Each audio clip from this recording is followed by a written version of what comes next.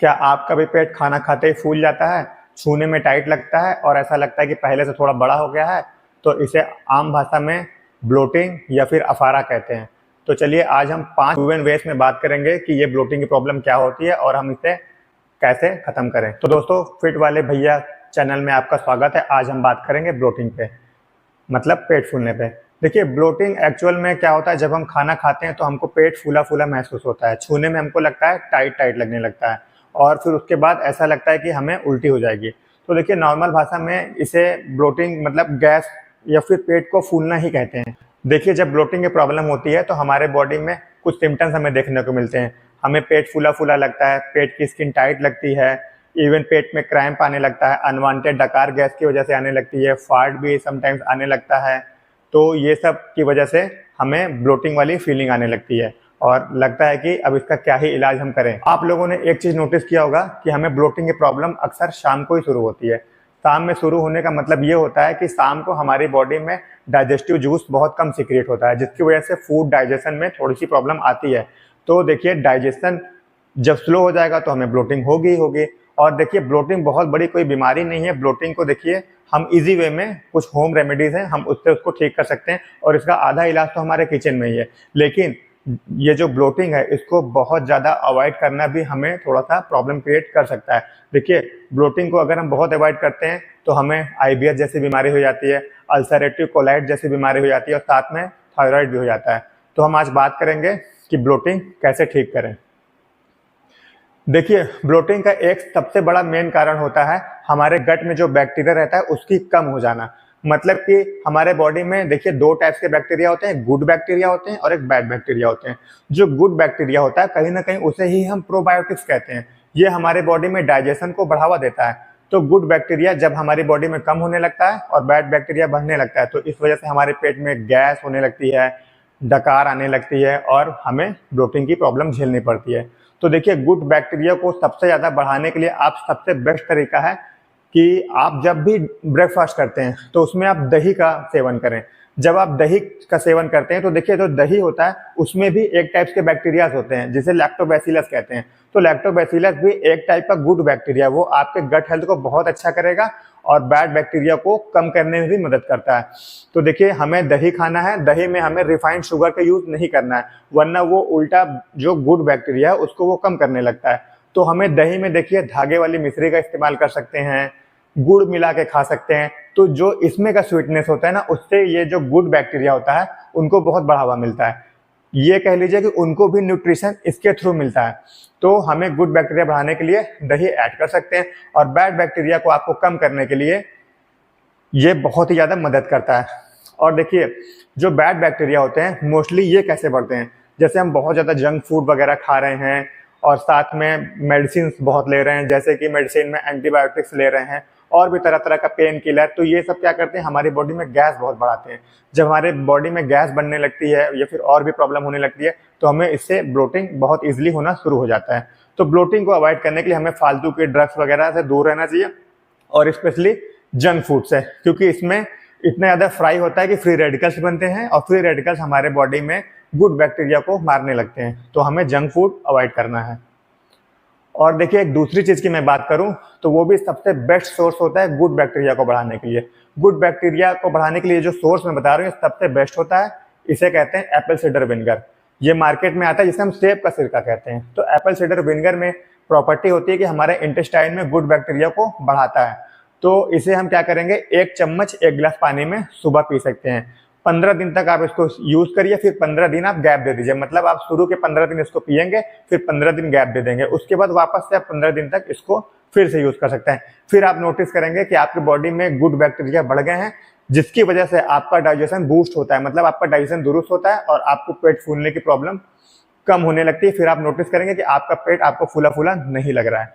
अब हम अगले पॉइंट की बात करें तो ये वो पॉइंट है जिसे सब लोग के बस की बात नहीं है, लेकिन आपको एक चीज करना ही पड़ेगा और वो पॉइंट है अवॉइड ओवर ईटिंग। मतलब जरूरत से ज्यादा खाना आप मत खाइए। जरूरत से ज्यादा खाना खाएंगे तो आपका वेट तो वेट बढ़ेगा, साथ में आपका गट हेल्थ भी खराब हो जाएगा।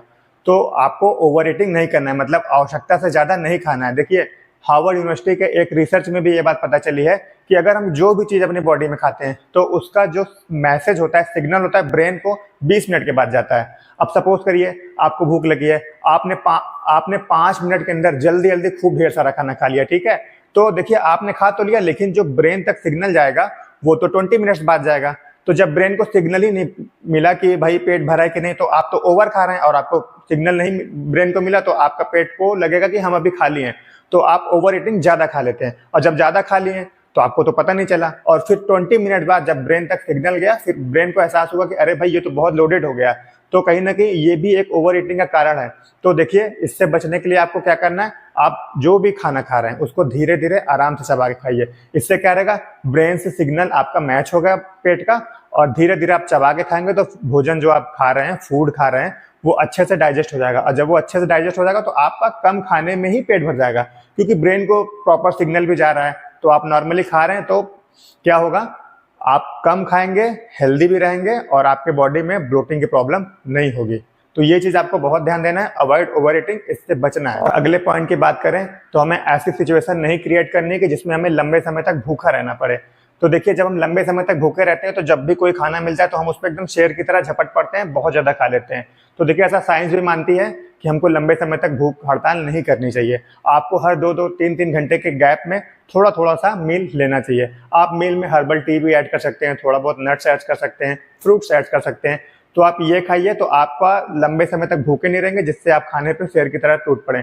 तो आपको 2-2, 2.5 घंटे के टाइम इंटरवल पे थोड़ा थोड़ा सा खाना है, बहुत ज्यादा भी नहीं खाना है। जैसे मतलब एक फूड की क्रेविंग जैसे आ रही है तो आप थोड़ा बहुत ये खा सकते हैं, मखाना खा सकते हैं। ये आपके बॉडी में जाने के बाद उसका वॉल्यूम बढ़ता है, इसमें लो कैलोरी होती है। जब आप लो कैलोरी पे रहेंगे आपका पेट ही भरा भरा लगेगा, तो इससे आपको ब्लोटिंग नहीं होगी। और अब हम अगले टॉपिक की बात करें तो वो है अवॉइड गैसियस फूड। मतलब हमें ऐसे फूड्स को अवॉइड करना है जो गैस को क्रिएट करते हैं, मतलब पेट में गैस बनाते हैं। इसमें सबसे मोस्ट कॉमन होती है हमारी दालें। जब हम दाल खाते हैं, देखिए नो डाउट दाल में बहुत न्यूट्रिशन होता है, लेकिन इससे गैस भी बनता है। मतलब जैसे देखिए दाल में अरहर की दाल हो गई, मूंग की दाल हो गई, लोबिया हो गया, राजमा हो गया, तो ये सब में क्या होता है ना, प्रोटीन डाइट तो अच्छी है, ये प्रोटीन तो अच्छी रहती है इसमें, लेकिन इसमें गैस भी बहुत आपको बनती है। तो इसलिए कोशिश करें कि इसे आप दिन में खाएं, शाम के समय इसे थोड़ा सा अवॉइड करें, तो इससे भी आपको ब्लोटिंग की प्रॉब्लम नहीं होगी। देखिए कॉलीफ्लावर की बात करें, मतलब फूल गोभी की बात करें, कैबेज की बात करें, मतलब बंद गोभी, पत्ता गोभी, इसमें भी गैस अच्छी खासी बॉडी में बनती है। हाँ आप इसको खा सकते हैं अच्छे से कुक करके, बॉईल करके, और इसका ग्लाइसेमिक इंडेक्स आपको कम करना पड़ेगा। ग्लाइसेमिक इंडेक्स कम करने के लिए इसमें आप 1 चम्मच देसी घी ऐड कर सकते हैं, तो फिर आप इसे खा सकते हैं, फिर आपको उतनी ब्लोटिंग की प्रॉब्लम नहीं होगी। और अगर बहुत नीड ना हो तो आप इसको, जब तक आपको ब्लोटिंग की प्रॉब्लम चल रही है आप इसे अवॉइड करें, उसके बाद आप इसे वापस से ऐड कर सकते हैं। दोस्तों साइंस भी ऐसा मानती है कि अगर हम बहुत ज़्यादा साल्ट मतलब नमक वाले प्रोडक्ट यूज करते हैं तो भी हमें ब्लोटिंग की प्रॉब्लम हो सकती है। इसलिए हमें कोशिश करनी चाहिए कि जो पैक्ड फूड होते हैं, मतलब पैक्ड फूड होते हैं, जो डब्बा बंद फूड होते हैं, और वो जो नमक वाले होते हैं उसे हमें अवॉइड करना चाहिए, क्योंकि उसमें बहुत ज़्यादा नमक होते हैं। हम बात करें रिफाइंड शुगर की, तो रिफाइंड शुगर भी हमारे बॉडी में बैड बैक्टीरिया को बढ़ाता है, तो इससे भी हमें ब्लोटिंग की प्रॉब्लम होती है। तो इसलिए हमें रिफाइंड शुगर कट करना है। अगले टॉपिक की बात करें तो अवॉइड एयर स्वैलो फूड। मतलब हम ऐसे फूड की बात कर रहे हैं जो हमें हवा भी अंदर देता है। अब आपको लग रहा होगा कि ऐसा कौन सा फूड हो गया कि जिससे हमें हवा भी अंदर आ जा रही है। देखिए कुछ चीज़ें ऐसी हैं जिससे हमारे पेट में हवा चली जाती है और हवा वही जाके ट्रैप हो जाती है, तो वो भी हमें ब्लोटिंग का एक मेन रीज़न होती है। देखिए इसमें से हम बात करें तो एक कोल्ड ड्रिंक होता है। देखिए जो कोल्ड ड्रिंक्स में, ऐसे हम कोल्ड ड्रिंक में थम्स अप, पेप्सी, ये सब वगैरह पी रहे हैं, तो इसमें कहीं ना कहीं concentrated CO2 carbon dioxide gas होती है। उससे इसको प्रिजर्व करने के लिए उसको सील्ड किया जाता है। जब हम इसको पीते हैं तो वो जो कार्बन डाइऑक्साइड गैस है वो बबल्स के फॉर्मेट में हमारे बॉडी में जाते हैं, फिर वो रिएक्ट करके वापस से गैस में बदल जाते हैं, और समटाइम्स वो मुंह से निकलती है और समटाइम्स वो ट्रैप हो जाती है। और जब वो ट्रैप हो जाती है तो पेट में गैस हो गया, और जब गैस हो गया तो हमें ब्लोटिंग की प्रॉब्लम होना शुरू हो जाती है। तो इस वजह से इसे आप कभी कभार ही रखें, डेली लाइफ में इसको मत यूज करें। अब हम अगले टॉपिक की बात करें तो ये टॉपिक है फूड इंटॉलरेंस। फूड इंटॉलरेंस मतलब बहुत से लोग ये बात पे ध्यान नहीं देते, लेकिन उनको कोई ना कोई फूड से एलर्जी होती है, वो इंटॉलरेंट होते हैं। तो देखिए भी ऐसा मानती है कि जो फूड से हमें इंटॉलरेंट है, एलर्जी है, तो हमको फूड अवॉइड करना चाहिए। हो गया, बहुत से लोग होते हैं मिल्क प्रोडक्ट को डाइजेस्ट नहीं कर पाते हैं, क्योंकि उसमें एक टाइप का लैक्टोज होता है जो कि एक टाइप की ग्लूकोज ही है, तो उसे डाइजेस्ट नहीं कर पाते हैं। जब वो डाइजेस्ट नहीं होगा तो आपको ऑलरेडी ब्लोटिंग की प्रॉब्लम होगी। तो इस वजह से आपको जब तक ब्लोटिंग की प्रॉब्लम है आप डेयरी प्रोडक्ट, मिल्क वगैरह अवॉइड। दूसरी चीज की बात करें तो ग्लूटेन इंटॉलरेंस। तो देखिए ग्लूटेन इंटॉलरेंस भी कुछ लोग होते हैं, जैसे कि देखिए गेहूं में, मैदे में एक टाइप का केमिकल पाया जाता है, उसे ग्लूटेन कहते हैं, जो कि खींचने पे लंबा भी हो जाता है, तो ये जाके आंतों में चिपकता है। तो बहुत से लोगों को इसमें प्रॉब्लम होती है, गेहूं या फिर मैदे की प्रोडक्ट खाने में अंदर जाके वो ब्लोटिंग फील होने लगता है, डाइजेशन स्लो हो जाता है। तो हमें गेहूं हो गया, मैदा हो गया, ये सबसे बनी चीज़ें थोड़ा अवॉइड करना चाहिए, स्पेशली मैदे को। गेहूं तो आप कुछ टाइम रोक के वापस से खा सकते हैं, लेकिन मैदे को आपको अवॉइड करना चाहिए, इससे भी ब्लोटिंग होती है।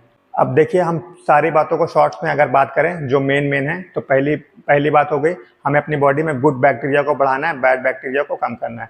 और दूसरा क्या है, हमें गैस वाले चीज़ों को नहीं लेना, जैसे कोल्ड ड्रिंक्स वगैरह। तीसरी की बात करें तो हमें अपनी बॉडी में जंक फूड्स अवॉइड करना है। चौथी की बात करें तो हमें एप्पल साइडर विनेगर लेना है और प्रोबायोटिक बैक्टीरिया को बढ़ाने के लिए दही का सेवन करना है। पॉइंट की बात करें तो हमें बहुत लंबे समय तक भूखे नहीं रहना है, बीच बीच में कुछ खाना। अब हम बात करेंगे कि अगर आपको ब्लोटिंग हो ही गई है तो उस वक्त आप इसको तुरंत कैसे ठीक करें। तो आप देखिए, जब आपको ब्लोटिंग हो गई है, आपको तुरंत इससे आराम पाना है, तो आपको 1 चम्मच अजवाइन फाँकना होगा। उसमें क्या होता है कि उसमें एक थाइमोल जैसा कंपाउंड होता है, जो कि हमें बॉडी में जाने के बाद गैस बनने की प्रोसेस को रोकता है और आपके पेट में गैस बनना बंद हो जाता है। दूसरी चीज़ की बात करें तो आपको 1 गिलास गर्म पानी, उसमें 1 नींबू का रस डालना है और साथ में आधा चम्मच अदरक का रस, उसको मिक्स करके आप पियेंगे तो आपको ब्लोटिंग की प्रॉब्लम खत्म होगी। तो देखिए ये सब चीज़ें हैं, आपको ये सब अपने डेली लाइफ में फॉलो करना है, फिर आप नोटिस करेंगे कि आपको ब्लोटिंग की प्रॉब्लम खत्म हो गई है। और अगर ये मेरी वीडियो आपको अच्छी लगी हो, समझ में आई हो, तो आप प्लीज़ मुझे सब्सक्राइब करें। आप मुझे सब्सक्राइब करेंगे तो मुझे नेक्स्ट वीडियो बनाने के लिए मोटिवेशन मिलेगा और मैं अच्छे से मेहनत करूँगा अगले वीडियो के लिए। तो मुझे सब्सक्राइब करें और अपना सपोर्ट